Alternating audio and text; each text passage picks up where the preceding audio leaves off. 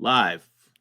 What is going on, people? Welcome to another episode of the Invincible podcast, the greatest podcast in the universe. I'm your host, Tony Polanco, and today I'm joined by Miss Dana Abercombie. Say hi, because people can't hear you. Right. Sorry, forgot audio. Hello everyone. All right, we got Richard. Why am I hearing myself? Dana, that's you. There we go. Always technical difficulties. Anyway, Richard Bailey Jr. What's up, everybody? And of course, Invincible himself, Carlos Romero. Yo, what's going on? All right, people, we're here to do a review of season 3, episode 5. By the way, I've been watching the show obviously for 2.5 seasons. Do these episodes have names? I never even bothered to check. I'm just like, episode 5 of season, blah, blah, blah. Anyway, so for this, Dana, you're going to have to figure out how to not have that echo. Like, every time you unmute yourself, I hear me. And you're muted now. We'll figure this out. Anyway, so we're gonna try something a little different. Because usually what I like to do is like break down the major like plots and then go through them. But this time, since all the plots kind of tie.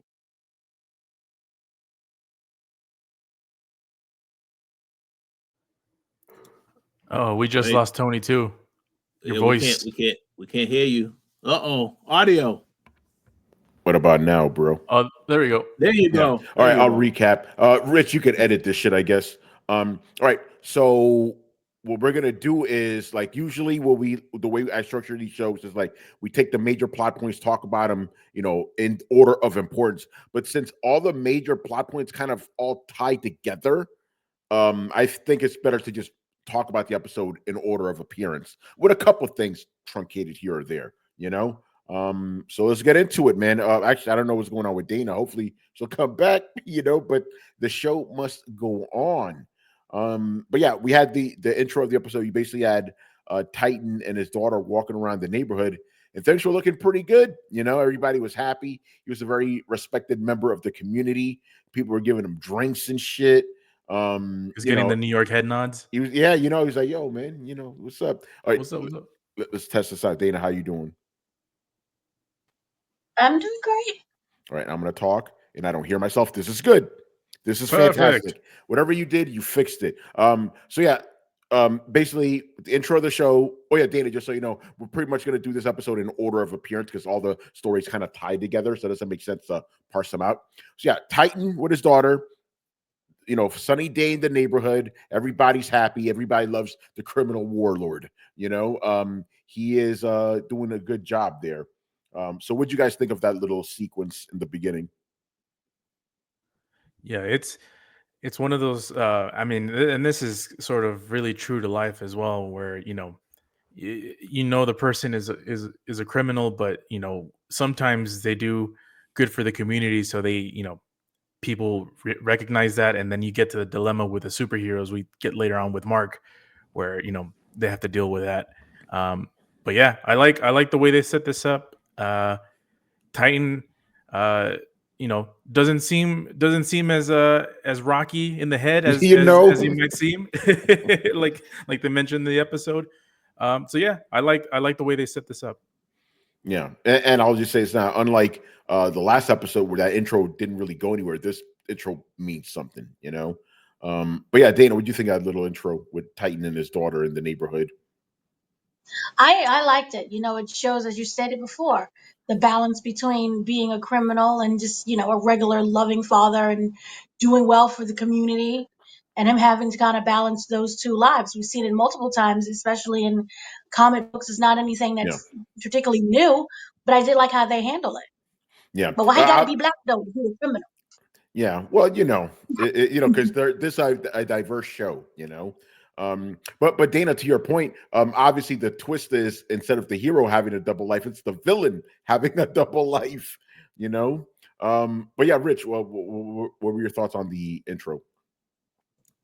Oh yeah, I also enjoyed it. I agree with a lot of the points that have been said. Definitely showed the more vulnerable side of the character, which came into play later because now a certain individual knew how to come after him. So I thought they did a very good job, though. Yeah, and obviously, this scene ended with Isotope going, showing up like, "Yo, we got a problem." And my man was like, "Hey, listen, how many times I've told you? Not when I got family time." So it lets you know Isotope has, probably crossed the line a couple of times. But we'll get to that in a bit. So obviously, one of the lingering threads has been, Multi-Paul in prison and Liu and the Order wanting him out, wanting Titan to get him out. So we have Paul doing like a prison break. He basically clones himself 5 million times to like break out of prison and stuff. And I don't know if you guys had the same problem I did, because as soon as this started happening, I was like, really? What the fuck are we doing here? So I want to know if any of you guys caught what my potential problem could have been, which they solved at the end of the sequence. No, nobody figured out. The first thing go ahead, Rich. You have a theory what my problem was? Well, my only problem is, why did he do this sooner? He knew he can try to get out. Why did he do this sooner? My thing is, okay, I'll just skip to it. At the end of it, after he does the breakout and stuff, they put a power inhibitor on him. I'm like, why wasn't he wearing that shit the entire time? Yeah. This is superhero. This is supervillain prison 101. When you got a villain prisoners, you put shit on them to stop their powers. You can't just leave them rolling up, just chilling there. I like. Other than that, it was a cool sequence because it was brutal. You know me, I like the brutality. But it was like, you guys didn't have the collar on him. Was the collar out for repair or something? They just thought, my man, don't do nothing. We get him for more upgrade. Yeah, exactly. By the way, the other prisoners seemed very happy to eat that slop. It's like they're gonna get fed. It's like, oh shit, food. They got eggs. But yeah, Paul breaks out. And after the fact, Duplicate shows up. His sister. She's like, yo, what are you doing? What the fuck is wrong with you? Then you kind of learn their little origin story that something happened with their dad. Like something happened. Maybe having too many kids around drove him crazy. And then Cecil and the crew came to take the kids, and Kate was like, listen, it's fine. I don't have a problem living this kind of life. But Paul obviously was like, nope. And you even saw when he was a little kid, he broke out of prison. So it seems to be a theme with him, So that was kind of cool, But yeah, what'd you guys think of all that? You brought a good point. I was thinking during the episode, oh, what the hell happened to the dad? Because he looked like he was out of it. But then you mentioned it, it's like, yeah, well, imagine we're dealing with all the kids. I was like, oh, that makes sense. You got like hundreds of 2 kids. It's like dealing with all of them must have drove him crazy. Yeah, that's got to be it. It's like, damn. But apparently he's still crazy. Because it was like older, Kate in the present day said, I went to go visit dad. It's still not good, So like, damn, it's like he got fucked up for like a decade or something, But yeah, what'd you guys think of the whole prison break, multi-Kate and duplicated multi-Paul, all that stuff? Yeah, I like the backstory on them.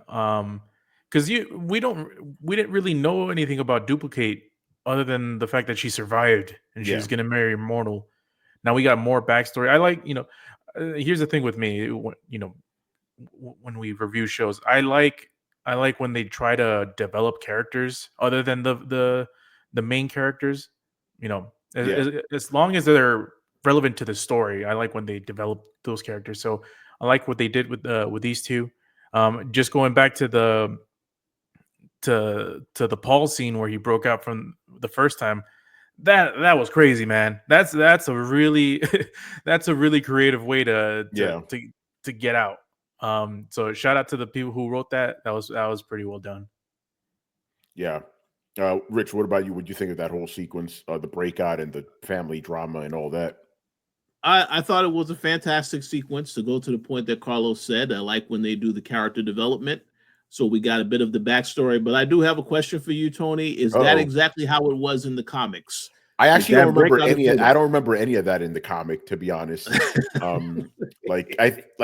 think again, you got to remember, I read these books like 20 years ago. Man. And obviously this part didn't stick in my mind. So it kind of lets you know of the importance of it. So there's a lot of issues where it's like a one-off event, like, you know, the prison breakout and stuff, but that doesn't lead to the larger narrative. It's more like Carlos says, more about just filling, you know, character development for the side characters.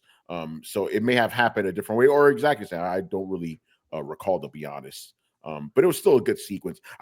This is how much I didn't remember. I'm like, wait, is he going to make a lot of himself to break the door, or to get so heavy that the floor breaks under them? Because that was a possibility too. But yeah, Dana, anyway, what did you think of the whole sequence and you know, and the family stuff too? I initially thought, well, first of all, I was like, oh, the dad. I wonder if he did something criminal, if he had a breakdown. I mean, you are dealing with duplicate kids, and at that time, they don't know how to control their powers, so it's just a whole bunch of them all at once. So it can cause that mental breakdown of, one, what's going on? My kids are not normal. I can't handle my kids. But the way how they came in and kind of arrested him made it feel like he did something, like, you know, some type of criminal activity or something. So I was wondering, maybe it's like, oh, we're just like dad now, some type of criminal thing. But the fact that they said, you know, I went to visit dad and he's still not good, I think it was also a mental break. That's what it was. Yeah. So for me, it was that more so. I thought the prison break, at first it confused me, where it was like I thought he didn't control his powers at first, and I thought by multiplying himself, he in return was going to die. I didn't realize at first, oh, he's breaking down the door, because like you said, when you have someone who has powers, wouldn't you just put like a collar over them? Yeah. We've seen it multiple times. It was like this, they're in prison. My powers don't work. It's because you're in prison. So it didn't I didn't think that at first. I just thought that something malfunctioned. This is how he dies. He's going to suffocate, and maybe we're going to get like a bloody explosion of all of the different duplicates. That wasn't the case. And then we saw kind of this very violent prison break, one man show. And I found that to be, obviously, you know, visually was very good, very stylistic, bloody, gory. But kind of thinking about it, it's like, oh, that kind of really doesn't make any sense, because you're in a prison. And it's like, is he just the only one? But he's not. So it was just kind of awkward in that way. But I thought it was done very well. And I kind of like the fact that you had Kate that was like, you just ruined, you know, I'm trying to get you out. You have ability to do something else besides staying in here. And he's like, oh, well, you know, to me, it felt like he was just tired of waiting. And that's why he did it now. I think that there was that hope and that chance that he would get out sooner or do something earlier in terms of, you know, his release. But after you just realize nothing is going to happen, nothing's going anywhere, you see, and your sister is already out, then it's like, it's my time. And then that's why he did it for me. So I thought overall that scene was very good. I thought both of the scenes played really well with showing the different lives that they're in, and, you know, how Kate is much different than her brother and what's going on with him. So I liked it. Yeah, that was good stuff. All right, so now we're shifting gears over to the Grayson household. And the first thing you see is, hey, look, Oliver's a little older now. You know, like a week later, he's already a little older. You know, that whole sequence is funny because obviously, you know, Mark and Eve was fucking, and everybody knew what was going on. Debbie knew. Oliver was like, "Yo, you guys were making too much noise last night. You know what's going on." And they had a nice little family scene. You know, they're eating breakfast. The boys are kicking each other and shit. Eve's trying to play things off like nothing happened. And Debbie was, you know, she was down. She like, yeah, this is great. You could tell, like, she was very satisfied with the whole, you know, the whole thing. But obviously, you know, then Mark lays down, you know, what is it? He lays down the gauntlet, like, oh yeah, we're leaving, you know. And Debbie wasn't happy about that, you know. But yeah, so what you guys think about, you know, that little sequence with the family? I'll start with you, Rich. So I thought it was a really good sequence, showing them together. But I do have to say this as a viewer of this show and of several other shows. Normally, when there is a nice, wholesome moment with family, that means that there's going to be some type of tragedy coming later. So I don't know who it's going to be, but there definitely going to be some bad times ahead for these characters. That's what I felt after watching this. Yeah, go ahead, Data. You're shaking your head already. No, I don't believe that. I thought it was a really nice moment to kind of still remind us the human side of things. You know, the family's been through so much death and tragedy as it was that Mark and Eve are doing something that's normal and natural and healthy in a relationship. And then you have the mother who is like more of, I'm all alone.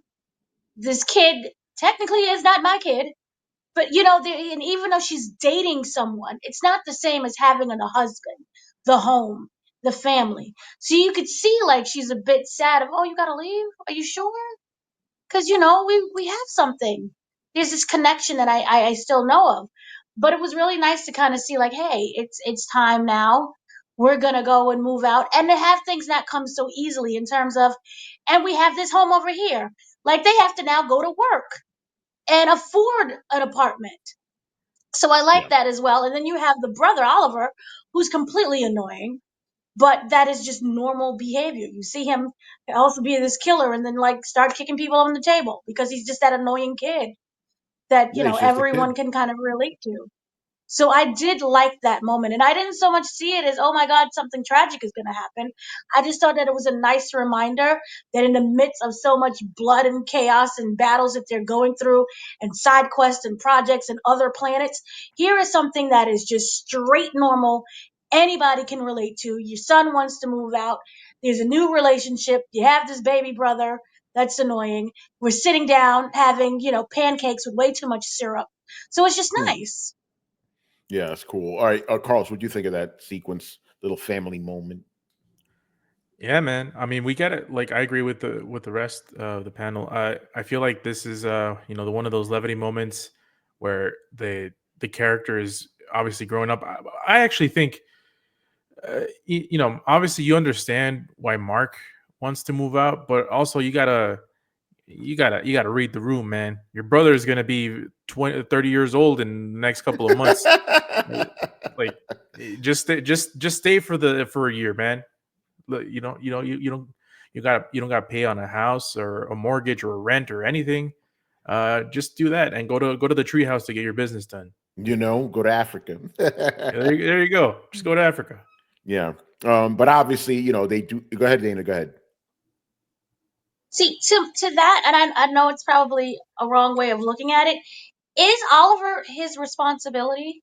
Just like is Oliver the mother's responsibility? I understand wanting to take care of the kid and everything, but naturally, you have that kid who's like, I'm going off to college now, and it's like you leave behind the baby brother or sister. But what about me? You'll figure it out. But then again, it's not the same because he is kind of a Vulturemite. So Yeah. I'm stuck. Well, That's well, the only thing is that I'm stuck. I don't think either one of them can truly deal with that. Maybe Mark, together they can. But yeah, Mark took him from the homeland and brought him home, so he's solely responsible for the kid because he was the one that brought him. But in terms of his progression or his growth, I mean, it's really quick. So I don't know. I just feel like come on, Mark, you're what, 18, 19 maybe? Yeah. Just wait until you're 21 to move out. Yeah, he's definitely rushing that's things, like but a death sentence. yeah, a death sentence. Well, to some people, like 4 more years or something, 3 more years. That's like, and you're 18 and you want to get out there. That's like death waiting for. When not only that, he just quit his job with the GD or the GDA.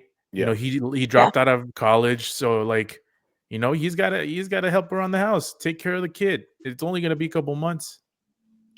Yeah. Yeah. Maybe No. he can send the Yeah. kid back. Yeah. No. He took that responsibility. He was entrusted with his brother, and he took it on. So it's not like Mark. He's not being forced to be responsible. He took that responsibility, and he can't just say, no, I'm not going to do it. But like he said, like, yo, I could be here in like 5 seconds, because again, he's invincible. He can just fly. So I understand where Mark is coming from. But obviously, even when I was watching, I'm like, my man, you're going a little fast there, ain't you? Like, I know you're invincible and you literally can fly fast, but slow your roll. But that kind of comes up a little bit later. But yeah, so after that, they were discussing, okay, what are we gonna do? Like, we got to make money and shit. And Invincible's like, why don't you just build us an apartment like in the city? And Eve's like, they got zoning laws, right? I can't just build an apartment. It gets those little things like, yeah, that's realism right there.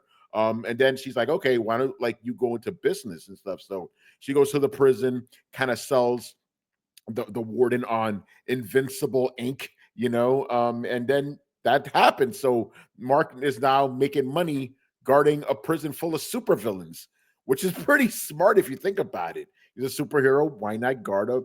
Especially, we just had like 2 fucking jailbreak attempts basically with the same person. So why not? So I thought that was pretty cool, and obviously, now we get to the kind of the main thing that was happening. Li Yu shows up, not very happy with Titan. He's like, yo, what's up with Paul, bro? That's my main assassin. You're gonna break him out. And you could tell Titan was poking. It's like, what if I don't? And he was being warned, like, yeah, you don't want to fuck with Lee. He turns into a dragon. And we were like wondering, like, yo, is he really turned into a dragon? But basically you found out that Lee Yu actually had already went to Titan's daughter's like school and like gave her something, and he gives him an ultimatum. He's like, yo, 24 hours, break him out, or your family's gonna suffer. Titan was like, all right, bro, this shit is on now. He's like, I'm gonna have to, kill this guy and, maybe take the order, So yeah, what do you guys think of that little sequence with Lee Yu testing Titan and Titan seeing, like, all right, what the fuck am I gonna do about this guy? I will say this. After all the meetings that they've had on this episode, and I think they had like 1 or 2 others on previous episodes. Yeah. I'm glad they went into action in this one. Because there's a lot of talking, yeah. Yeah, we finally got to see, what this dude is made of. Because, all those threats are fun until, you don't take them as seriously. But yeah, I like the way that they handled it. The stakes with Titan are real. And I like Titan. I like the way he deals with things. Even though he's technically a bad guy, he's a respectable bad guy. Yeah, even though, we'll get to it. It's like, yo, my man, Invincible really again, bro? That trick. But yeah, Rich, what do you think of that sequence with Lee Yu going, all right, bro, 24 hours, get this shit done? I'm glad that they accelerated that, like Carlos said, the tension between those 2 characters, because that was building from the last time we saw them talking.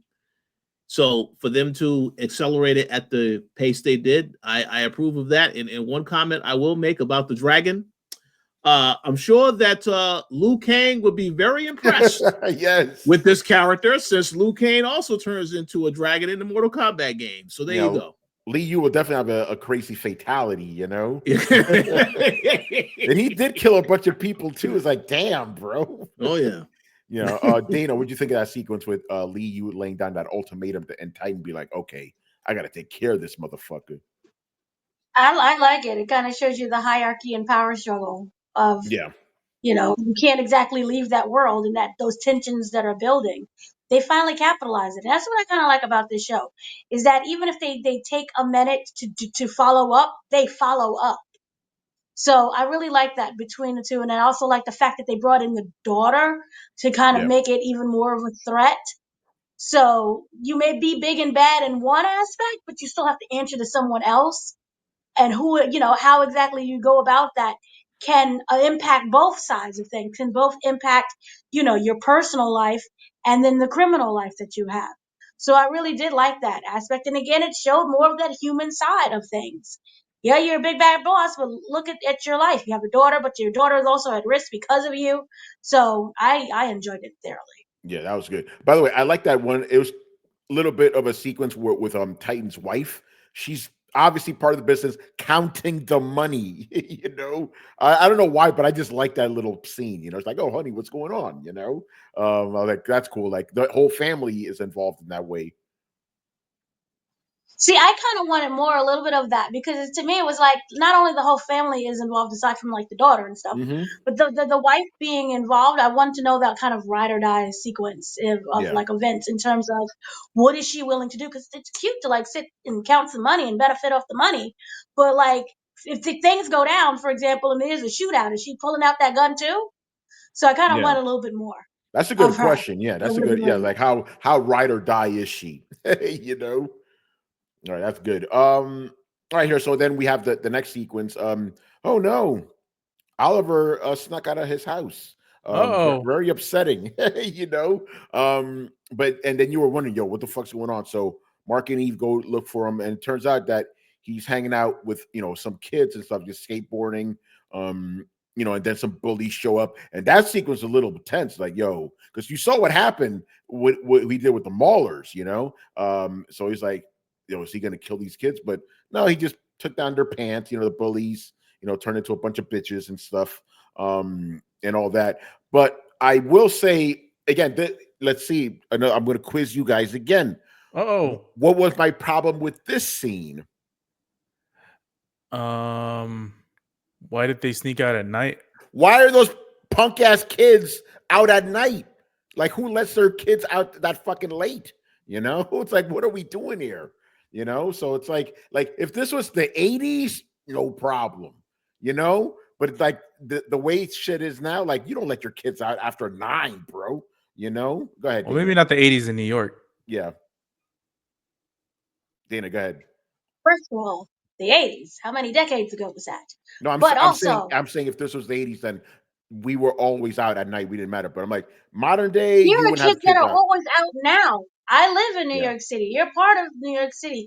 There are kids that we have seen and those out punk at exactly, and those those punk ass kids shouldn't be out that fucking late. No, there are kids that they are raised differently. They are hardened. Yeah. There's different kinds of kids. So yes, Bad it's cute parents, to say like it's 10 o'clock. You grew up with the whole sequence of it's 10 a.m. Do you know what your kids are? I grew up in the projects. Used to see that shit. Like, what the fuck you guys doing, bro? They're outside. Yeah, But monkey then ass that goes kids to should be show out you, that not late. everybody's parent is going to be accountable for their kid. And Oliver just happens to be different because he's not a regular kid. Yeah, but he's the hanging out point with is, delinquents. they were not delinquents. They were just kids out at night. At night. You sound so grandpa-ish. Yeah. Why are these kids on my lawn? Yeah, exactly. Anyway, that was my whole sequence. I No, was like, but I'm glad. But thankfully, they did address it. It's like, yo, why the fuck were they out at night? They did address it at least, because kids are not supposed to be out at night. They did address it. I don't have any problems with it so much. And the neighborhood is completely different. It's not like it's, New York City or Red Hook or whatever part of the country that you have to worry about. This is still like a kind of sheltered neighborhoodish area. But the thing is that it kind of made me a little bit, okay, so Oliver, for me, when he was like, why are you leaving me all alone? To me, my immediate reaction when he said that was, you need to get some friends. Okay. And so to see him kind of interact with other kids, even though he has the ability to completely kill them, that was refreshing. And you could, they're delinquents, but to see him go out there and to interact with other kids was so refreshing, because before it was just like, you're just this alien kid, you can kill people, you're hanging on Mark's boob. And, it's just nice to see that he's able to branch out and to find someone else, even though they're delinquent. Also, it really shows the testament of how he's learning to control himself and those impulses. Because had this been like something previous, he would have just killed the kids. Instead, I'm going to pull down your pants. Yay. And I don't know whether or not it is a mimic of what humans would do. Is he just mimicking the behavior? Or is he slowly turning into and realizing, I don't have to kill everybody. I don't have to react so harshly. So for me, I liked that scene. And, things happen at night. Kids sneak out at night. So the fact that it was at night never really but you bothered did bring it up. Like, the kids were like, yo, hope we don't get in trouble. But other than that, I didn't have a problem with the sequence. Like you said, I like the fact that he's hanging out with other kids. Not only that, Dana, he showed restraint in 2 cases. It wasn't just with the killing start. The kids were like, yo, you can't be using your powers. He's like, oh, yeah, you're right. I'm not going to do it. So he's playing with kids. This is why it's fair. Yeah, this is why it's good for kids to have friends, because you learn what the boundaries are. you know, and he wasn't going to learn that just being stuck at home. Granted, the whole sneaking out, I mean, they address it as like he's not going to do it again, but no, keep hanging out with your friends. And the friends are cool because they don't give a fuck if he's purple. Like, all right, we're hanging out with you. We like you. You're a cool kid, you know? So When yeah, it's- shout out. So yeah, Dana, I know you find Oliver annoying. I like Oliver. He's a good kid. You know, I like him. I think kids in general can be a good kid and just also annoying. It's just like, you know, I'm allergic to annoying kids, but he's a very humanistic kid. Yes. Kids are fun. Kids like to do things. Kids are incredibly annoying. Yeah. Kids Shout are out to smart. Oliver, you know? And then we talked about Shout on out last to episode. Oliver. We love Yeah. Oliver. Yeah. Remember, He's Dana, a normal kid. He's a normal kid. Yeah. I mean, we talked about it on previous episodes. It's like literally every single instance, like, Oliver, don't do this. He went and did it. Every single time. You know, that's what kids do. But this case, he learned himself. He didn't need to be told, don't kill him. He's like, I'm just going to embarrass them, which is worse than being killed if you think about it, you know, because now they have to live with that shit. That, you know, that's going to spread around the neighborhood. Oh, yeah, that little kid pulled down your pants. You're a big guy, huh? You big, tough guy. You ain't shit. That little purple kid made you look like a fool. Yeah, you know? So, but this is the way I was kind of wondering this. Do you feel that they know that he can kill them at any moment? And therefore, it's like a playful tease where it's not necessarily, I seriously hate you, or I'm going to be your bully. It's more like a playfulness that, you know, people tease each other back and forth. Oh, no, they were being assholes. You know, they were the typical bully. We are bigger than these kids. We're going to rough them up or whatever. We're going to assert our dominance. It was they weren't being playful. Those guys were being fucking assholes. And I'm glad they got their comeuppance, you know? But yeah, Carlos, what do you think of that sequence? Yeah, I'm curious. At least I don't know if this is something from the comics, but I wanted to ask everyone: what did anyone think that Oliver was going to kill him, like before it happened, before he took he brought down their pants? Like, did anyone think that they were actually going to kill him? Rich yes, I did. Oh, shit. Yeah, because I was there.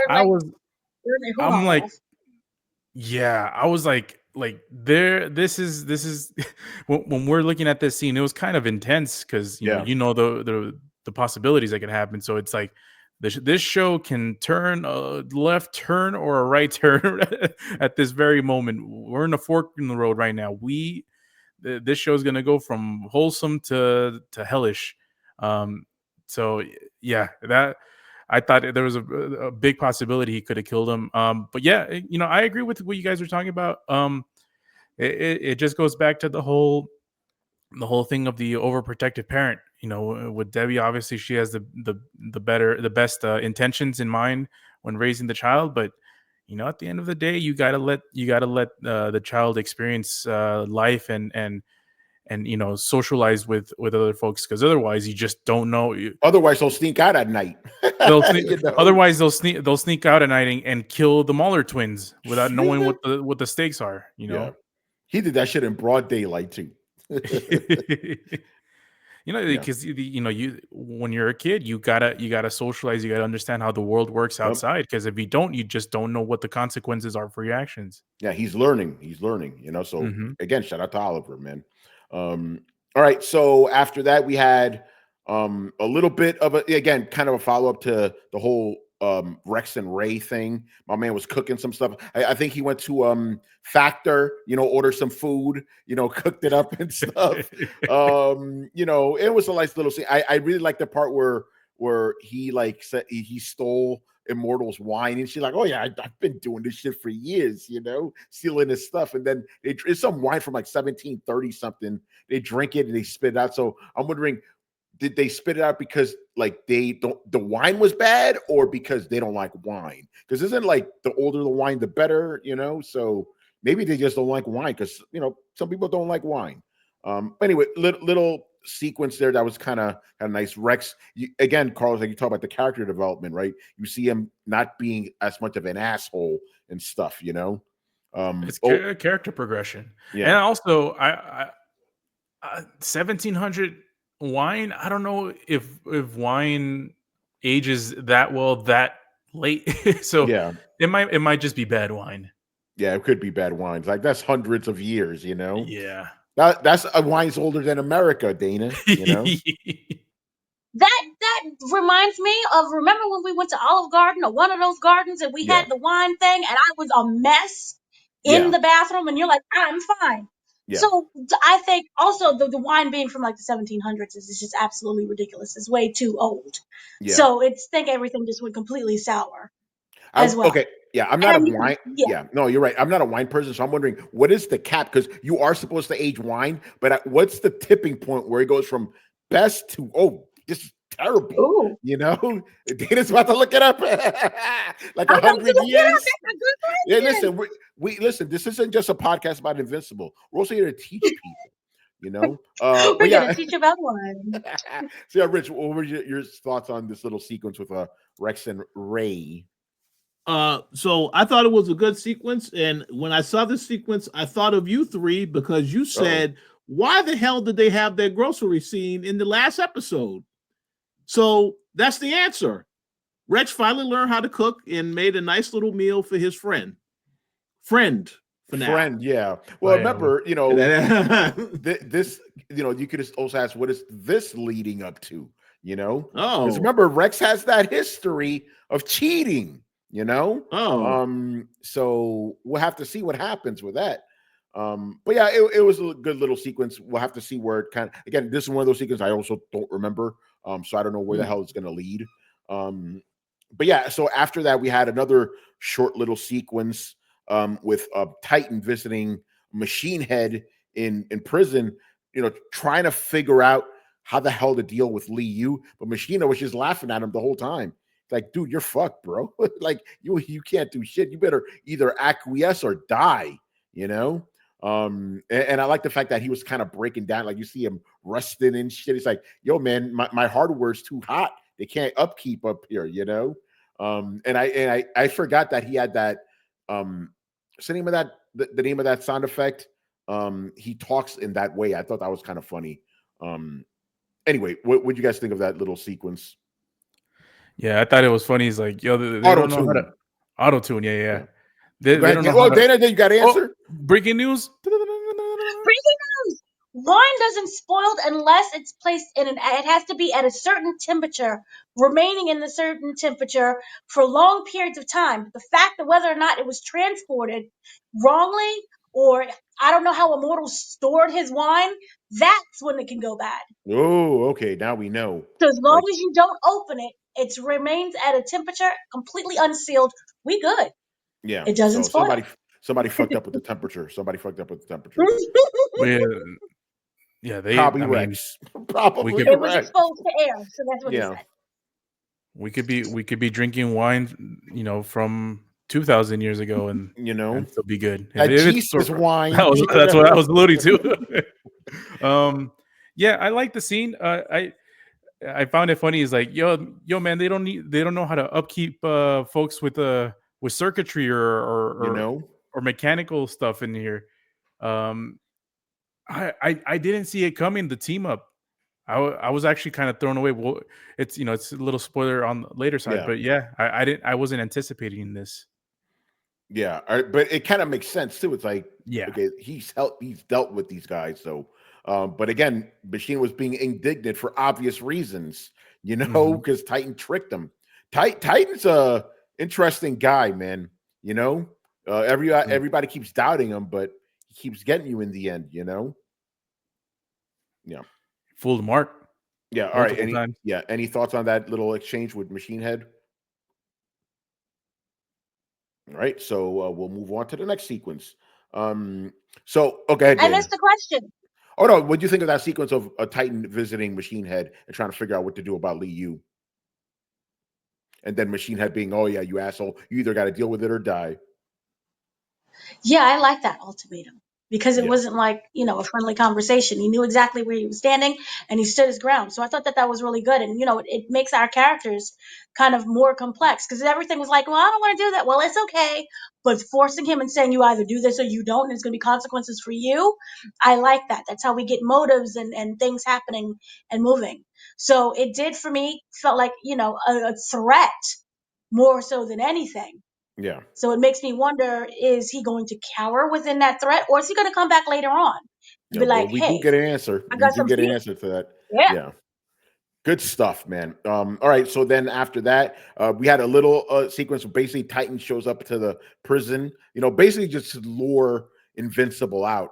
And then, they go to the neighborhood, everything's nice. And Titan explains, like, yo, this neighborhood is nice because of me. It was shit before. Like, if you don't help me with Liu, it's gonna go back to being really bad, when whoever they decide to put in charge takes over. So he was just explaining things. But Mark, thankfully, was at least questioning it because he was like, yo, this guy already betrayed me and he's a villain, So he was thinking about it. And I really like that sequence where, because Mark was like, at the end, was like, fuck this. I'm going to arrest you, But then, like, Titan escapes and then there's like a bunch of people in hoodies. He set that up beforehand. Again, yeah. Titan, that motherfucker's smart. I like the part in the sewer. He's like, dude, I can fly. Like, I can fly, bitch. And then I like the scene outside where he pulls one of the guys like, yo, we all look like to you, bro. We're trying to say, Mark. You're trying to say, man. So that was just because you messed with a black girl doesn't mean you. Yeah, it doesn't mean you're part of the family. Yo, man, I see that meta commentary. Yeah, exactly, man. That jungle fever ain't giving you a free pass, bro. But yeah, no, again, Titan, I'm like, damn, man, my man. I love, like, again, he set that up from the beginning. Although the only, like, does everybody know who Titan is? And, like, because I'm like, he was out in like full daylight in the prison. Everybody can see him and shit. So it's like, oh yeah, it's the criminal mastermind attacking the prison. By the way, I like that scene too, where Invincible about to punch him, and then he like de-stoned himself, and Invincible stopped because he knew. Titan is a smart motherfucker. He knows, man. He knows Invincible's not going to just kill a regular person. So yeah, I like that whole sequence. Especially the end where everybody's in a hood. And again, it kind of plays up to what happens later, just showing you. It's like that meme, It's like, hey, I got you. And then after that, obviously, Liu barge into the office, Titan's office, like, I'm done with this shit, motherfucker. And then Isotope betrays Titan. We saw that coming a mile away. That's an opportunity, motherfucker. And that whole story about Liu turning a dragon, it wasn't a story. Motherfucker turned into a dragon, Liu Kang style. Had a, I don't even call it a battle sequence. It's like Titan couldn't do shit. And then at the end, he just got himself tossed out the window. And then, Liu goes to the prison, fucking dragon in the prison, just destroying shit, killing prisoners, all that. And, Eve and Mark got to go in there and, try to save the day. I like how Eve was getting open. She turns like Armor Eve. That was really cool. And yeah, so before we get to how that fight ends, obviously, let's talk about that, the whole, turning into a dragon in the prison break and all that stuff. Carlos, you can start. What did you think of all that? This was great. This was the highlight of the episode. I like the way Lee finally became a threat. Because he just looks threatening with that jaw. That jaw, yeah. And he turns to the green dragon. Shout out to the Tavern. Yes. He was tearing things up. I honestly didn't know, because when he started fighting Mark, I'm like, oh, is Mark gonna? I don't know. And then you go back to thinking, oh, it's Invincible. Mark's always gonna get his ass kicked. Yeah, this is true. So and by the way, shout out to Eve. I like the way that they did, her fighting style with the new, the what do you call the armor built that she had. Yeah. That was really cool. I also like the way that she was handling all the prisoners. Paul escaped, unfortunately. Yeah. Although she thought she had him. Yeah. Carlos, did you also like the combination attacks? Yes. Like, that was really fun. They busted out some Marvel versus Capcom, help combos. That was really well done. I also like the, what's it called? Freaking Mark, man. Like, at the end, he looked like he was about to die. Yeah. And that's one thing. Again, I don't know if this is the case with Mark. I don't think it really is. But, like, for example, with Superman, he has a big problem when it comes to magic users. And this thing was magic. Remember, he quote unquote killed Liu, and then he just regenerated himself. Like, bro, you can't hang with me, man. I'm on another level, because he says like, you're from the stars. I'm from like another dimension or some shit.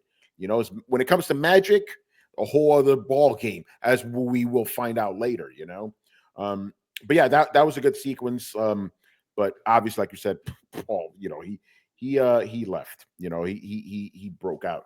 But yeah, but I want to get your thoughts, Dana. What do you think of the whole prison break and the whole Titan getting his ass kicked by Liu, seemingly?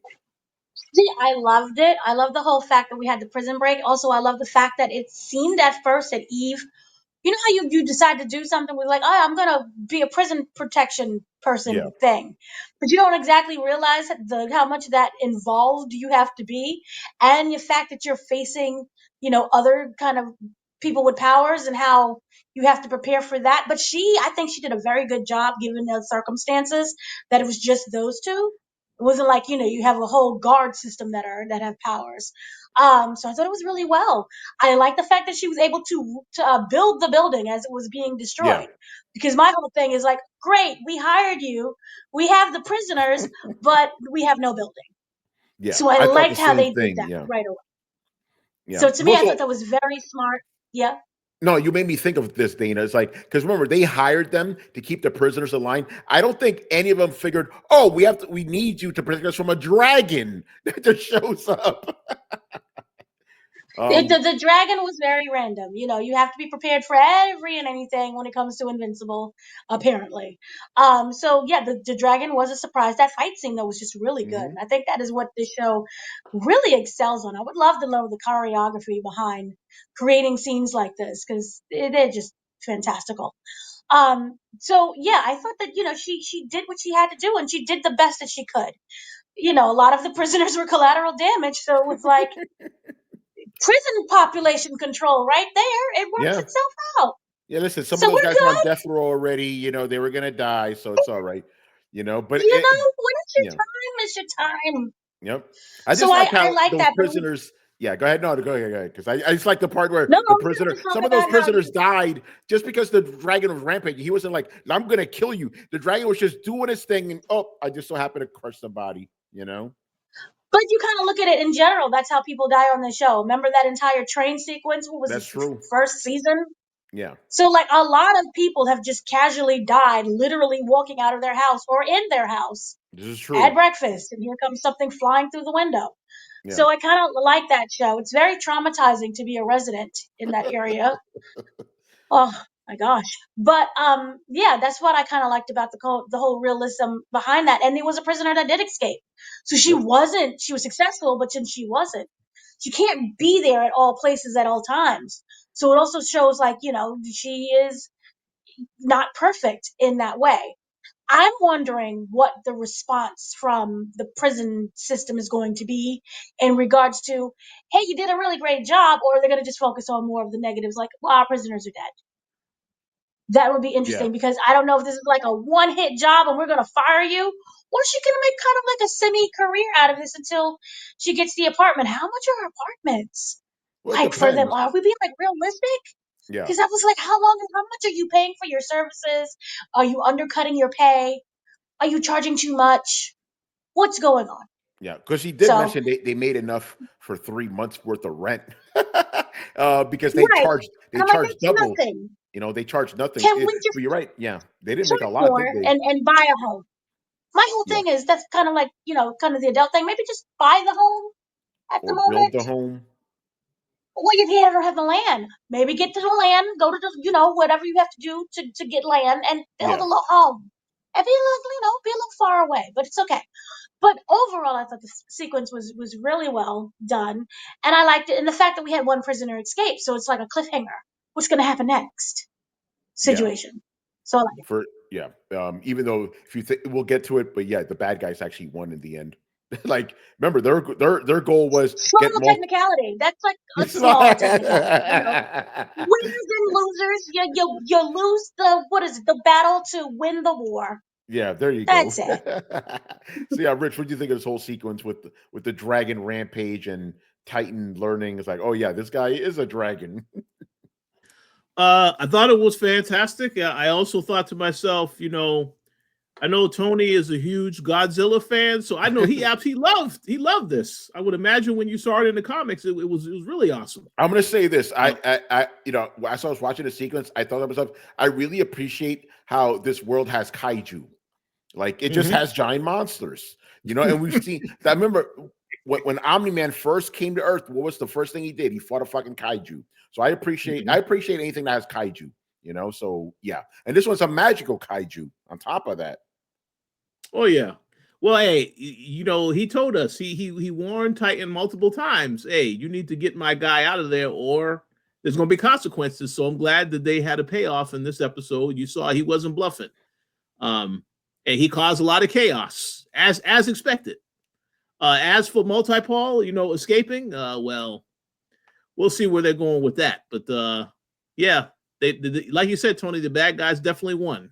Yeah, great segue, because after the whole thing is done, you found out, oh, that little exchange with Machine Head and Titan, they were cutting a deal, and this is all orchestrated to get Titan out, to kill Liu, to and just to go back a little bit.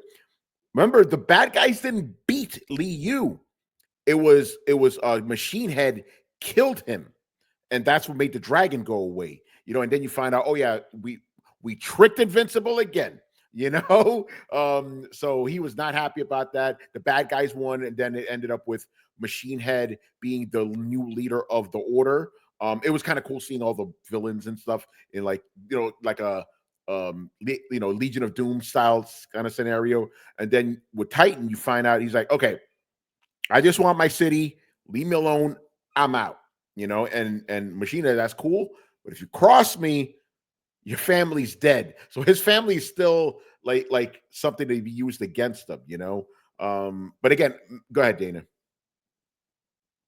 This is when I have to kind of ask a question in regards to comics, and you're gonna give me that vague, I don't know, it's a spoiler. Do you feel in the comics that they sprinkle in something, like for example what we just saw, stay in line or I'm gonna come after you and kill your whole family? Do you feel that they sprinkle that either in the show, in the comics, and they do go back to that, or is that sometimes can just be a throwaway line? Yeah, in the comics, like 90% of the time, it's gonna come back. It comes back. In the show, it might be different because, again, I've already said they've already had sequences that were not in the books that I know for a fact are not going to pay off. But yeah, in the comics, whenever somebody says a line or something happens, you're like, well, what the fuck? It'll come back. And it may even be an entire arc, a saga after the fact, So I'm not going to spoil anything, but I think that I gave you more of a better answer than I usually do. But yeah. Yes, you gave me an actual answer. Yeah. Yay! Because again, I'm not trying to spoil things for people. Yeah. I know, but sometimes I want to know, but I don't want to know. But the thing for me is that I really did appreciate that line because they didn't have to include it. And it also shows whether or not Titan can be able to focus on, the task at hand, his daughter, his family, being a criminal underlord or whatever, and wondering whether or not his family is going to always be under threat. Which I also feel that is kind of a great representation of how he has dealt with other people. Well, I'm pretty sure he's threatening to say, if you don't do this and this and this, I'm going to come after you and your kids. So I like the fact that we have a criminal getting his, what he dishes, he now has to take. So I like that aspect. That's true. And I wonder if we're going to get another clash. Checks and balances between villains. But yeah, Carlos, what do you think of that turn? It was like, oh, we tricked you again, Invincible. That's predictable because it seems like every time someone Invincible deals with Titan, it's always it's always a loop around. They always get them tricked. The thing with Machine Head, that's gonna rear its head back in with Titan. It's gonna be the San Andreas means like, oh shit, here we go. Here we go again. Here we go again. Like it's all. I feel like the stakes for him every now and then he shows up on the show, it's gonna be like somebody's messing with my family. So he's always gonna have to be protecting it. So yeah, enjoyed it and can't wait can't wait for Titan and Invincible to team up. I feel like that's an inevitable, connection there. Oh, look at Rich. What's up, man? You look very confused by that statement. Yeah, that I think that'll happen. But I just want to make a comment because I do want to go to Dana because I saw she raised her hand as well. Yes, the bad guys won. They tricked Invincible, but they also got tricked because clearly the dragon is not gone. This is true. Yes. Oh yeah, that's true. but then again, Rich, that still means the bad guys win.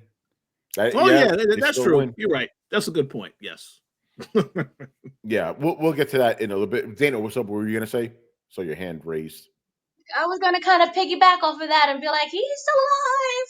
Yeah, he's alive. But I do kind of let, in a way, even though there's that looming threat, Titan got a happy ending because he's still reinstated as like the criminal boss overload. And remember how he was able to explain, like, hey, to get rid of me, all of these criminal activities are going to happen into the street. There's going to be like this huge war situation. I'm the one that's keeping peace in the neighborhood. So it kind of shows, again, when you go about the checks and balances of you need certain people in place, even though they may be bad or criminal, in order to keep an order.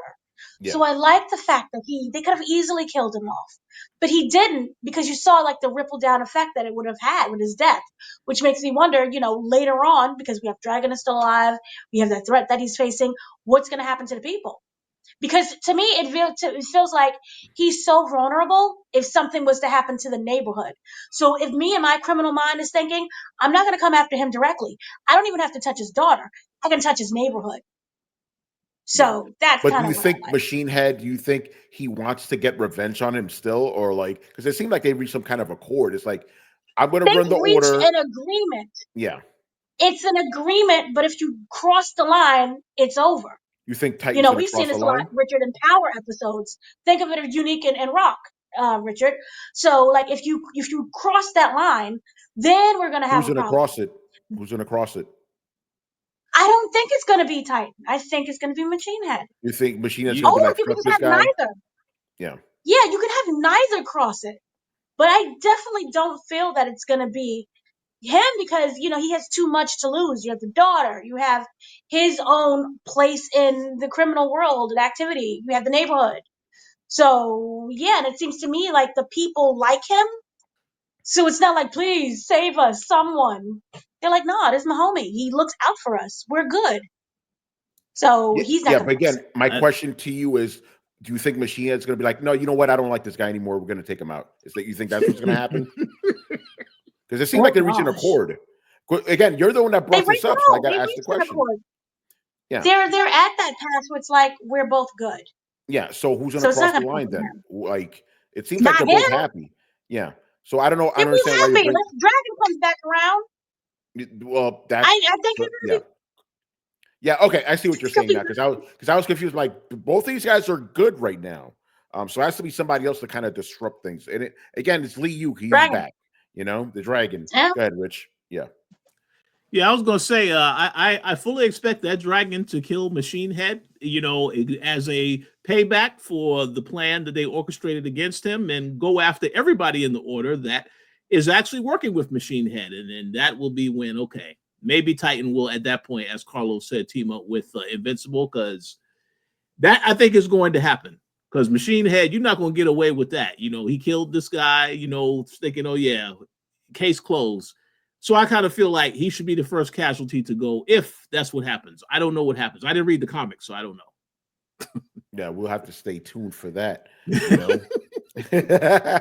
But yeah, since we were already talking about it, but yeah, obviously, there's one more thing I want to talk about, but since we're already talking about it, yeah, Liu, obviously he's back. I want to say his bodyguard is very hardy guy. He got dropped from like hundreds of feet in the air and he just had his arm broken. That was it.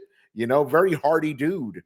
And then he like had a dragon in his body, it seemed like. Then he transferred it to Liu, and now Liu's back. So yeah, we'll have to see where that goes. So that'll be kind of interesting.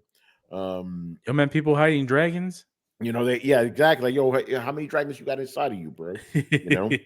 And then the last kind of thing that happened in the episode was, after the prison break, and at the end, like you said, he fixed the prison, which is good. After all that, Mark decides, you know what? think I'm gonna stay home, take care of Oliver, mom, and then Eve was kind of like, okay, yeah, good, because we're kind of rushing it, bro. Yeah, which I was thinking the whole time, like, do you just slow your roll, man? Like, Eve is happy with the way things are. There's no need to push it. And again, Dana, to your point, Eve is kind of cool with it. She's not yelling at Mark or nothing. She's being understanding. See? Because the other girl, why don't you want to live with me? What's wrong? What, you just don't love me anymore. You see, you need someone to match your maturity. Mm-hmm. And I think that's the great balance where they're both able to sit and talk like adults and just communicate. And that's why I'm so happy that they're together. And they realize that, hey, we're moving a little bit too fast. I still love you. Nothing's changed in this relationship, but let's just slow it down some. And I think after like it felt to me like, you know how your day can be such a rush and so much really quickly that you need that peace and that calm and that stability. That right there is what staying at home means for him and for her as well. Because remember, the mom said, I like you both. You both can stay here. You know what I mean? It wasn't like, get out of here. You're ruining my son. I can't stand you. You a hoe. Yeah.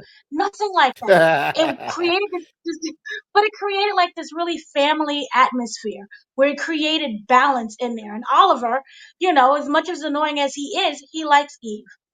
Yep. So it's that nice family dynamic that they all have going on with each other that I think really works, especially when you're at another part of your life is so stressful and so completely out of your control. So I like it. And I'm happy that we're doing some common sense, but it also shows the realism. Kids move too fast. They have to slow down. Yay. Yeah, no, I agree with everything you said. It's like okay, slow your roll. Everything's fine. Debbie's happy, obviously, that everybody's staying put. And I think that's like you said. It's like your life is fucking crazy. You need some stability, and they're going to keep the business going, which is good. So they'll still make their money, but without having to pay, New York prices for rent. But yeah, Rich, what do you think of all that? Mark deciding, all right, let's slow it down. I'll stay home for now.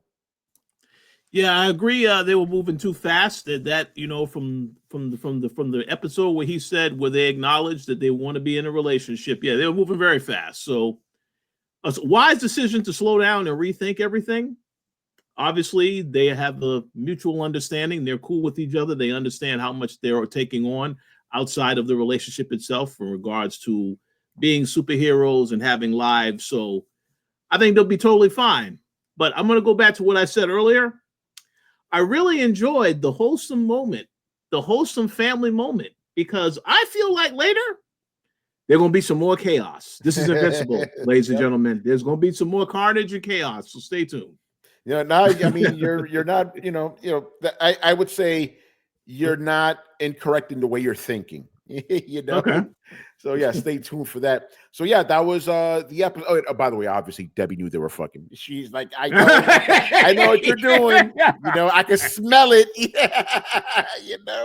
But and then I like how Mark cleaned up everything real quick. I gotta go. Bye. He don't want to talk. But yeah, another good episode. It was definitely not like one of those episodes that was like high stakes or anything. It was more like character development, but you need that sort of stuff. I know some people complain about that, but it's like, no, you got to show what these characters are just like in their normal lives, even if they are superheroes, So another good episode. And as always, I want to end it off with what do we think is going to happen next time? So Dana, I'm going to start with you. What do you think is going to happen next in Invincible? Oliver snaps and kills everyone. Oh no. No. I don't. Well, we still have the whole dad situation being stuck up there. I think he's going to get free. I don't know if it's going to be at the end of this season or maybe towards, the middle. I don't have how many episodes is this? I don't know. We're in 5. You have 3 more. So Yeah. Well, he is free now. Remember, they killed all the jailers. He's free now. Yeah, he's free. But I mean, like, return home. I'm home, kids, and that whole situation. That'll throw Rich. There you go. That'll throw things at the chaos, wouldn't it? That would be the chaos that Richard wants. Yeah. And it's like, how do we adjust with that? See, I want there to be a period. See, now I'm going off of what Richard said. Everything's calm. Son is at home. Eve feels love. The kid has, family, and he got friends now. Dad comes home. Maybe if not this episode upcoming, it's the next episode. It's by like 9 or something. And Wait. so I don't know how many episodes we have. 8. We have 3. We have So 8 like episodes episode. total. 8 episodes total. We have So 3 then more maybe left. episode 7.5, and he's like, "Hi, kids." That would be the absolute turmoil of a situationship. So that could be one of my predictions for that, and we'll just have to see what else is going on. But I think the big way to shift this is to, like, he's free. He's gonna come home now. Remember the whole "I think I miss my wife." Yep. I feel like he's still carrying that. So I don't know if the love, but I know he's changing. I don't like change, but he's changing. There you go. All right, Rich, what do you think is going to happen next episode or the rest of the season?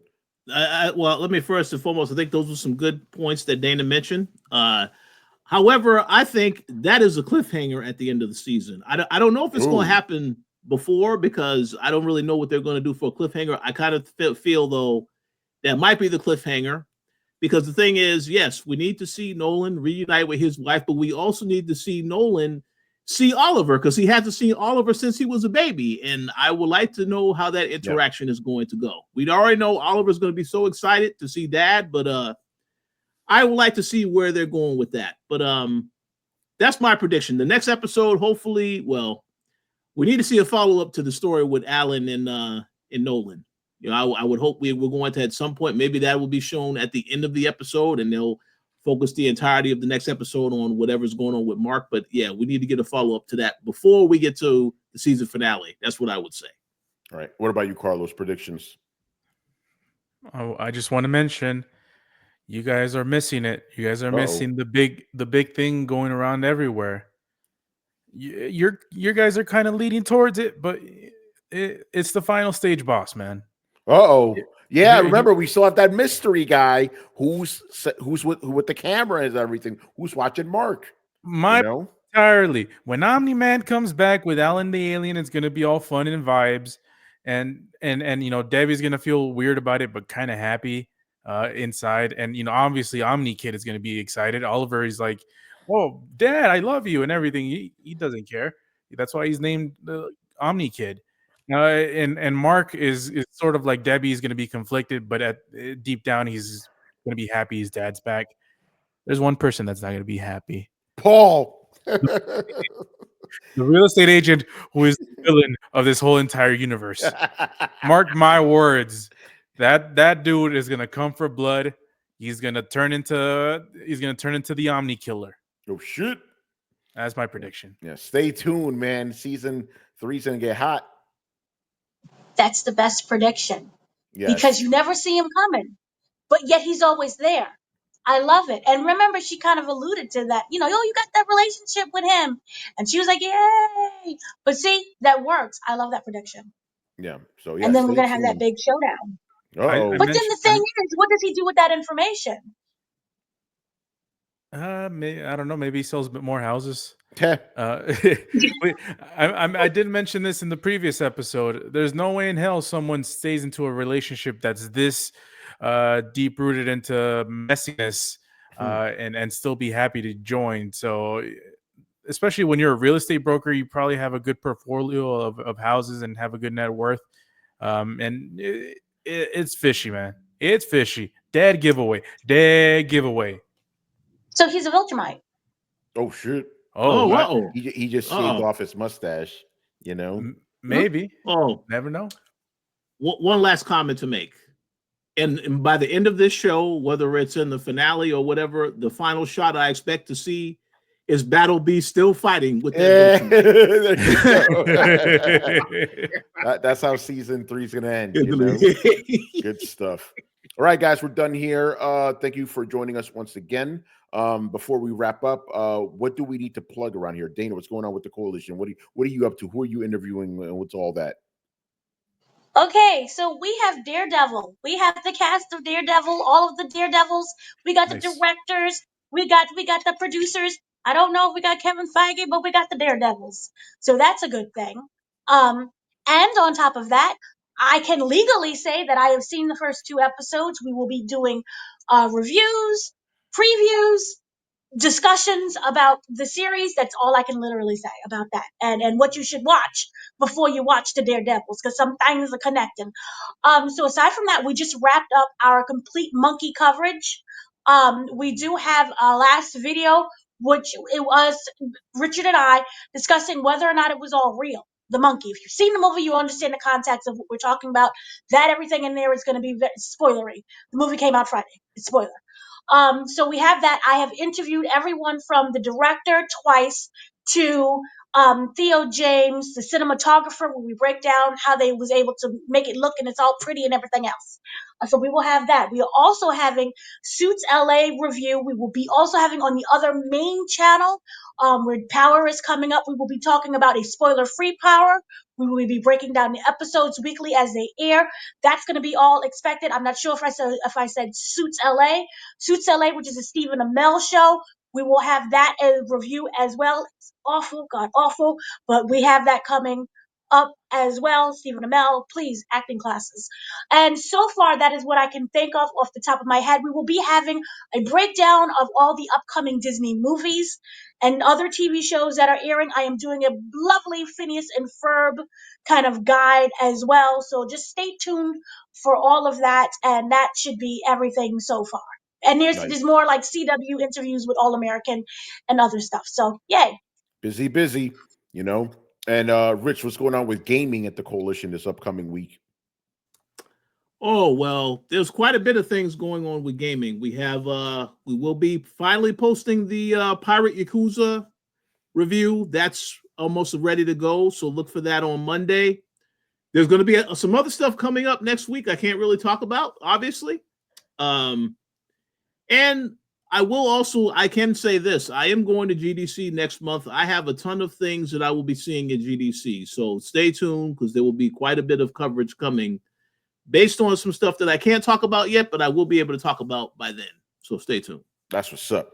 And of course, make sure you check out me, Carlos, and Rich over on Throwdown, Sundays and Thursdays at 10:30 p.m. Eastern, giving you the hottest news and all of gaming. The latest episode, we talked about our good friend Phil Spencer, talking about how AI will be used to preserve games, and we were all very confused by that statement. Another good episode. So yeah, anyway, wrapping it up, Invincible's the shit. I hope you guys are enjoying it as much as we are, and I'm looking forward to seeing the next 3 episodes. And then, as I did last time, I will not watch any more TV until the next episode, the next season of Invincible. This is the only show I watch. This is the only show I need. It is fantastic. So yeah, again, thank you for joining us, and we will see you on the next episode later. Peace.